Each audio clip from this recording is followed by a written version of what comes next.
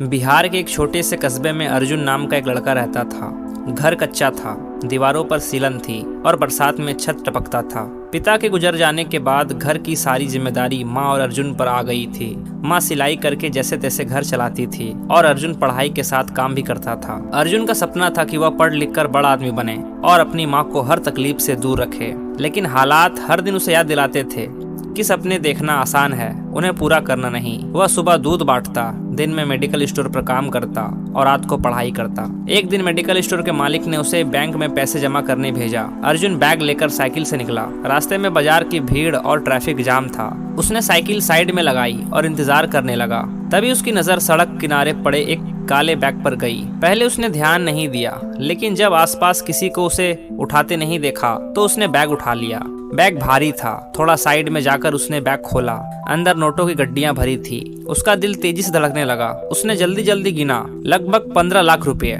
उसकी आंखों के सामने सपने घूमने लगे। माँ का इलाज, बहन की पढ़ाई, नया घर, उसकी कॉलेज की फीस, सब कुछ इन पैसों से हो सकता था। एक पल के लिए उसे लगा जैसे किस्मत खुद उसके सामने खड़ी है, लेकिन उसी पल उसे माँ की बात याद आ गई। गरीबी पाप नहीं है, बेईमानी पाप है। उसके अंदर दो आवाज लड़ रही थी। एक कह रही थी ये मौका है, दूसरी कह रही थी ये परीक्षा है। बैग में एक फाइल भी थी, उसमें नाम लिखा था विनोद मेहता, साथ में कंपनी का पता भी था। अर्जुन कुछ देर चुप बैठा रहा, फिर उसने गहरी सांस ली और फैसला कर लिया। वह सीधा उस कंपनी के पते पर पहुंचा। गार्ड ने उसे रोका, लेकिन बहुत समझाने के बाद उसे अंदर जाने दिया गया।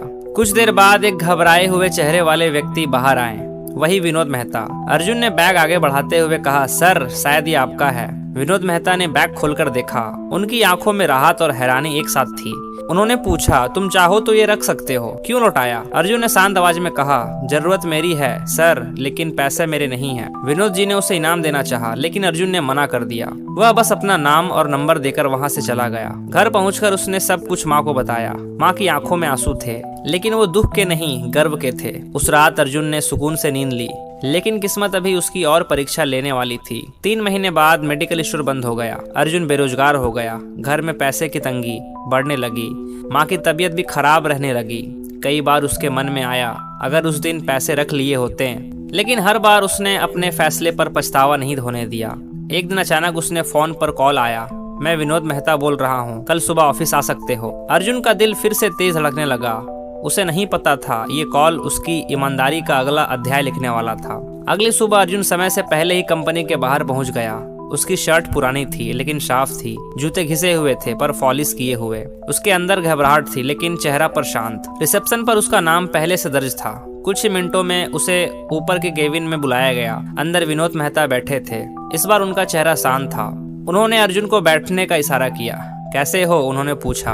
अर्जुन ने हल्की मुस्कान के साथ कहा, जी ठीक हूँ। विनोद जी कुछ सेकंड उसे देखते रहे, फिर बोले, जिस दिन तुमने वो बैग लौटाया था उस दिन मैंने सिर्फ पैसे नहीं बचाए थे, मैंने अपना विश्वास बचाया था। विनोद जी ने आगे कहा, अगर वो खो जाते तो मेरी सालों की मेहनत खत्म हो जाती। मैं उस दिन बहुत टूट गया था, लेकिन तुमने मुझे सिखाया कि दुनिया में अभी भी सच्चाई जिंदा है। फिर उन्होंने एक फाइल अर्जुन की ओर बढ़ाई। मैं तुम्हें नौकरी देना चाहता हूँ। शुरुआत अकाउंट असिस्टेंट से होगी। सैलरी ज्यादा नहीं है, लेकिन बढ़ने का मौका है और तुम्हारी पढ़ाई का खर्च कंपनी उठाएगी। अर्जुन को कुछ पल के लिए लगा जैसे वह सुन नहीं पा रहा। सर, लेकिन मेरी डिग्री भी पूरी नहीं हुई है।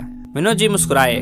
डिग्री सिखाती है काम करना, लेकिन चरित्र सिखाता है इंसान बनना, और तुम्हारे पास वे हैं। अर्जुन की आंखें भर आई। उसने सिर झुका लिया। नौकरी शुरू हुई।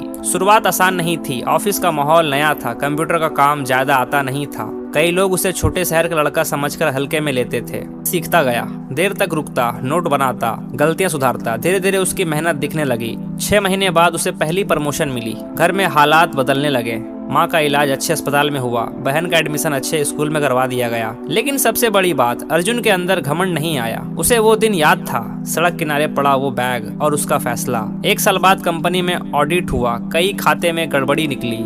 जांच में पता चला कि एक सीनियर कर्मचारी पैसों का गबन कर रहा था। विनोद जी बहुत परेशान थे। अर्जुन ने खुद आगे आकर पूरी फाइल चेक की। उसने शांत दिमाग से सारे रिकॉर्ड्स व्यवस्थित किए। आखिरकार सच्चाई सामने आई और कंपनी बड़ा नुकसान होने से बच गई। मीटिंग में विनोद जी ने सबके सामने कहा, इस कंपनी की सबसे बड़ी पूंजी पैसा नहीं है, अर्जुन जैसे लोग हैं। उस दिन अर्जुन को अकाउंट्स हेड बना दिया गया। कुछ साल बीत गए। अर्जुन ने अपनी पढ़ाई पूरी की, MBA किया कंपनी की मदद से। अब वह सिर्फ कर्मचारी नहीं, कंपनी का पार्टनर था। एक दिन वही सड़क से गुजरते हुए उसकी नजर फिर एक काले बैग पर पड़ी। वह मुस्कुराया। उसे समझ आ गया था जिंदगी मौके देती है, लेकिन असली खेल फैसलों का होता है। शाम को घर लौटकर उसने माँ के पास बैठकर कहा, माँ, उस दिन अगर मैं गलत रास्ता चुनता तो शायद पैसे मिल जाते, लेकिन आज जो इज्जत मिली है वो कभी नहीं मिलती। माँ ने उसके सिर पर हाथ रखा। बेटा, ईमानदारी का फल तुरंत नहीं मिलता है, लेकिन जब मिलता है तो पूरी जिंदगी बदल देता है।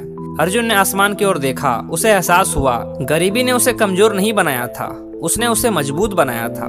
और उस दिन उसने सीखा, पैसा इंसान को अमीर बना सकता है, लेकिन चरित्र उसे महान बनाता है।